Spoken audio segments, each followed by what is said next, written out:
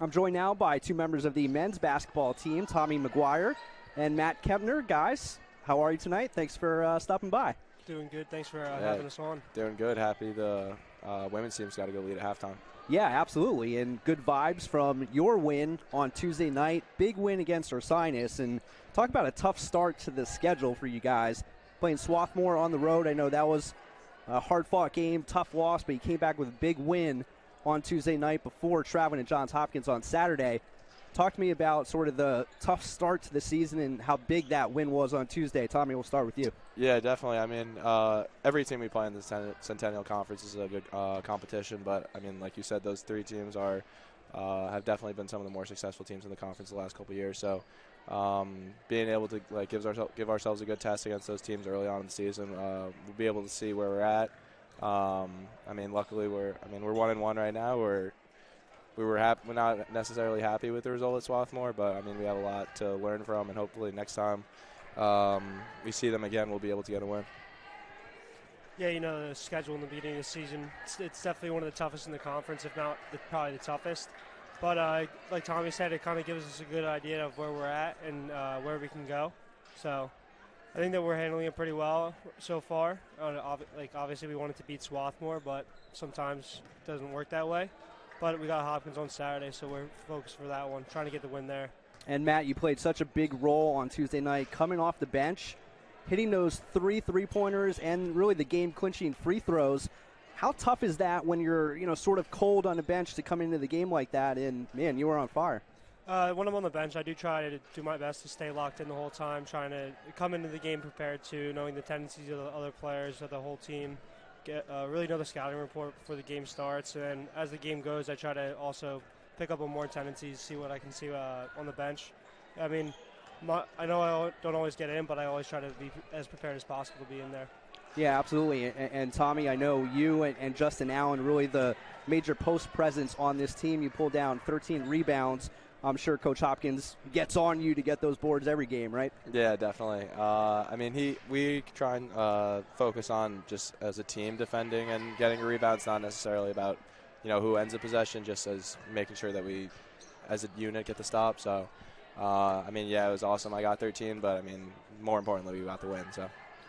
We talked about the tough beginning of the Centennial Conference schedule, but you have a pretty exciting trip coming up, going out to the Pacific Northwest. Talk to us a little bit about that. Yeah, we're really looking forward to it. We, unfortunately, because of COVID, we were supposed to go to Spain after our freshman year, so we weren't able to do that. So now this will be our first trip as a team. So, yeah, I'm definitely excited to. I've never been out west, so being able to see what it's like out there, I'm really excited. Yeah, we're as a group, we're really excited to see what the West Coast has to offer, too, as from like a basketball perspective, because these are two really good teams that we're going to play. So it's going to be even another really good test for us. Now, how do you think your team is sort of gelling together here in the early season? Obviously, Dan was injured for a large portion of last year. Having him back into the fold obviously helps your cause a lot, but it seems like having a lot of returnees from last year's team has kind of helped you, sort of with that team chemistry here early on. Yeah, I mean, I would say that maybe this is the closest team that we've had here since we've been at Muhlenberg. And I think that we would just really understand how to play with each other, and the leadership of Dan as the fifth year, and obviously he's one of our best players, probably our best player. It's awesome to have him back. But I think the team chemistry has been awesome so far this year. Yeah, and he might not necessarily be the most vocal person, but leading by example, he does a great job of making sure everyone's in line and, just making sure everyone's like doing what they're supposed to do, being great at what they're good at. Now you guys are off to a 4-1 start, but I'm sure as a coach, Coach Hopkins has things that he gets on you guys every day for, no matter what your record is. Tell us about what sort of things that he instills on you guys every day in practice. Just like making sure we're focusing on the little things. I mean, even in that Ursinus game, like he wasn't necessarily content with how we were boxing out on some of the free throws. So just making sure that like we're not getting complacent, even though we do have a couple wins on our schedule against some good teams. It's a long season, so we can't just be happy with where we are now. We got to make sure that we keep hammering away and keeping ourselves to a high standard.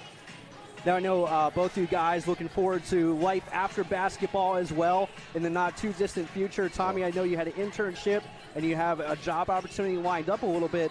Tell us a little bit about that, and Matt, I'll get your thoughts on that as well. Yeah, so I was fortunate enough to intern with EY this summer, an accounting firm. So Was able to meet a bunch of really helpful professionals in the accounting industry, so they were really helpful. And then at the end of the termination of the internship, I was able to get a job offer. So do plan on accepting that.